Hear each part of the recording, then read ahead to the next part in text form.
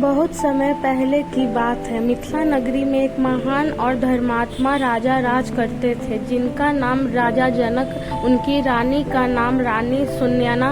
दोनों बहुत दयालु और प्रजा से प्रेम करने वाले थे, लेकिन उनके जीवन में एक दुख था, उनकी कोई संतान नहीं थी। राजा जनक रोज भगवान से प्रार्थना करते थे, हे प्रभु, मुझे ऐसी संतान दीजिए जो धर्म और प्रेम का प्रकाश फैलाए। इसी बीच मिथिला में भयंकर सूखा पड़ गया।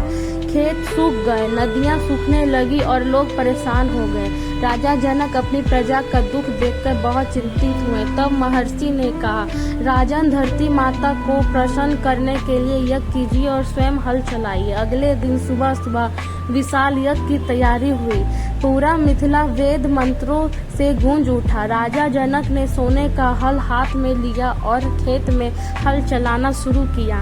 जब हल धरती को चीरता हुआ आगे बढ़ रहा था, तभी अचानक हल किसी कठोर वस्तु से टकराया। राजा जनक रुक गए। उन्होंने देखा कि मिट्टी के अंदर एक सुंदर स्वर्णिम कलश चमक रहा है। सभी आश्चर्यचकित हो गए।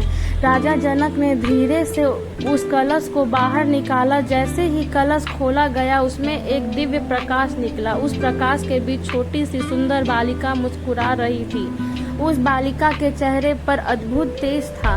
ऐसा लग रहा था मानो स्वयं देवी धरती ने उसे जन्म दिया है। तभी आकाश में दिव्य आवाज आई, राजन, यह बालक कोई साधारण कन्या नहीं है, यह धरती की पुत्री है। इसका पालन पोषण करो, यह संसार में धर्म और मर्यादा का प्रकाश फैलाएगी।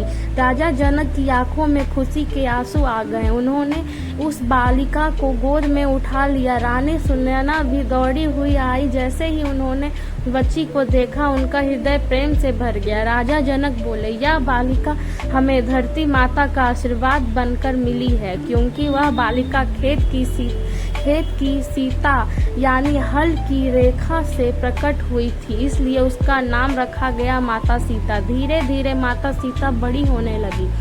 बचपन से ही वे बहुत दयालु, शांत और बुद्धिमान थी। महल में सेवक हो या गरीब लोग, सभी के प्रेम बताती थी। कहते हैं कि बचपन में ही उनके अद्भुत शक्ति थी। एक दिन महल में भगवान शिव का विशाल धनुष रखा गया था, जिसे बड़े बड़े योद्धा ही ला नहीं सकते थे। छोटी सी सीता ने खेल खेल में उसे धनुष को उठा लिया। राजा जनक यह देखकर चकित रह गए। उन्होंने समझा कि उनकी पुत्री साधारण कन्या नहीं, बल्कि देवी स्वरूप है। समय बीतता गया। माता सीता का सौंदर्य और गुण संसार प्रसिद्ध होने लगा।